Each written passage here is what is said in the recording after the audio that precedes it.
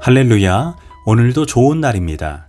요한복음 18장 28절에서 40절 말씀 묵상입니다. 오늘은 너는 언제까지 빌라도처럼 살 것이냐 라는 제목으로 말씀을 나누도록 하겠습니다. 예수님을 죽이기 위해 대제사장들의 패거리들은 로마의 총독 빌라도에게 예수님을 끌고 갔습니다. 이유인즉 예수님을 잡아다가 재판에서 사형시켜달라는 것입니다. 그런데 이 재판이 웃기는 재판입니다. 원래 재판을 할 때 피고와 원고가 다 한자리에 모입니다. 하지만 본문의 재판은 원고와 피고가 따로 앉아 있습니다. 원고인 대제사장들의 패거리들은 빌라도 관정 밖에 있습니다. 28절 그들은 더럽힘을 받지 아니하고 유월절 잔치를 먹고자 하여 관정에 들어가지 아니하더라. 즉 이방인의 관정에 들어가면 자신들이 더럽혀지게 되고 그러면 유월절 잔치에 참여하지 못하기 때문입니다. 그러니까 고소한 원고는 밖에 있고 피고인 예수님은 재판정 안에 있습니다. 그러다 보니 빌라도가 예수님을 신문할 때는 재판정 안으로 들어오고 대제사장 패거리들의 말을 듣기 위해서는 관정 밖으로 나갑니다. 빌라도는 계속 들락날락하면서 재판을 합니다. 29절 빌라도가 밖으로 나가서 그들에게 말하되 33절 빌라도가 다시 관정에 들어가 예수를 불러 이르되 한마디로 들락날락 재판입니다. 그런데 빌라도의 이 재판 모습은 상징적인 의미를 담고 있습니다. 빌라도는 이렇게 재판만 들락날락한 게 아니라 실제로 그의 삶도 이렇게 왔다 갔다 하면서 결단하지 못하고 우유부단한 모습으로 살았습니다. 우리도 빌라도와 마찬가지로 세상과 주님 사이를 왔다 갔다 하면서 한 발은 세상에 한 발은 주님께 들여놓다 보면 큰 심판의 자리에 놓일 수 있음을 보여주고 있는 것입니다. 미국의 남북 전쟁 중에 어떤 사람이 어느 쪽에 공격도 받지 않기 위해 잔머리를 짱구를 굴렸습니다. 상의는 북군 옷을 입고 하의는 남군 옷을 입었습니다. 그런데 어떤 일이 일어났습니까? 살아남을 줄 알았는데 오히려 반대였습니다. 남군은 위쪽에 북군 옷을 보고 위를 쏘고 북군은 아래가 남군 옷이니까 밑을 싸서 결국 한 발 맞고 죽을 걸 두 발 맞고 죽었다고 합니다.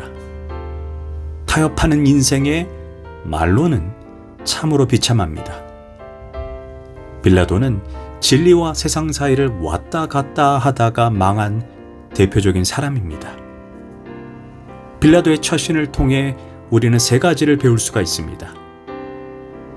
첫째, 빌라도는 양다리 걸치다 망했습니다. 빌라도는 매사에 소극적인 태도를 취했던 사람입니다. 그는 예수님이 잘못되지 않았다는 것도 분명히 알았습니다. 그렇다고 예수님 편을 들면 대제사장들의 무리들에게 미움을 살 것이 두려웠습니다.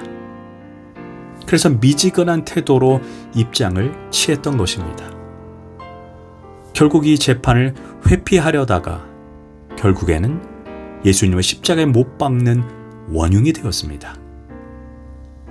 빌라도에게는 지위와 권세가 있었습니다.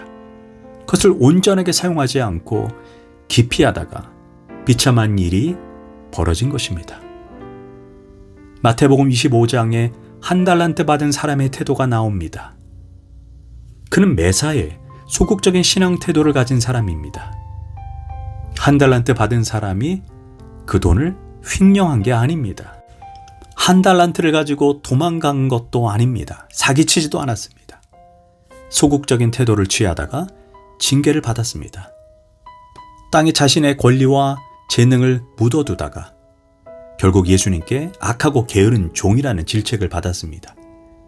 그러므로 아무것도 안 하고 나는 그냥 이렇게 믿다가 천국 갈래요 할 수 없다는 것입니다. 그러면 빌라도처럼 되고 한 달란트 받은 사람처럼 될 수밖에 없습니다. 우리는 믿어도 대충 믿어서는 안 됩니다. 뜨겁게 믿어야 하고 뜨겁게 봉사해야 되고 뜨겁게 자신의 재능을 하나님께 드려야 합니다. 마태복음 22장 37절에서 예수께서 이르시되 내 마음을 다하고 목숨을 다하고 뜻을 다하여 주 너의 하나님을 사랑하라. 여기에서 예수님은 다하고 다하여라고 했습니다. 이게 무슨 뜻입니까? 자기가 가지고 있는 모든 것을 다 쏟아 부으란 말입니다. 이것이 믿음입니다. 남기는 게 믿음이 아니라 100% 다 불태워야 하는 게 믿음입니다. 예레미야 29장 13절 너희가 전심으로 나를 찾고 찾으면 나를 만나리라. 전심으로 찾아야 내 마음을 송두리째 쏟아 놓아야 하나님을 찾게 되고 만난다는 것입니다. 우리가 하나님을 만나지 못하는 이유가 무엇입니까? 항상 두 마음을 품기 때문입니다. 일심으로 열심히 뛰지 않기 때문에 삶에 문제가 발생합니다. 로마서 12장 11절에 부지런하여 게으르지 말고 열심을 품고 주를 섬기라. 요한계시록 3장 15절 내가 내 행위를 아노니 내가 차지도 뜨겁지도 아니하도다. 내가 차든지 뜨겁든지 하기를 원하노라. 우리는 빌라도처럼 이리 갔다 저리 갔다 하는 신앙이 아니라 한 가지 표대를 향해서 우리의 삶 전체를 내던질 수 있는 뜨거운 신앙을 가진 성도가 되어야 합니다. 둘째, 빌라도는 진리가 아닌 사람 눈치 보다가 망했습니다. 신앙의 방향이 중요합니다. 문제가 생기면 어디로 가야 합니까? 다수결의 원칙을 따라야 합니까? 아니면 이 세상 사람들의 대세를 눈치 봐야 합니까? 빌라도는 항상 사람들이 어떻게 생각하는지를 살폈습니다. 바울은 사람들의 눈치가 아니라 하나님이 어떻게 생각하는지에 모든 인생을 걸었습니다. 이제 내가 사람들에게 좋게 하랴, 하나님께 좋게 하랴.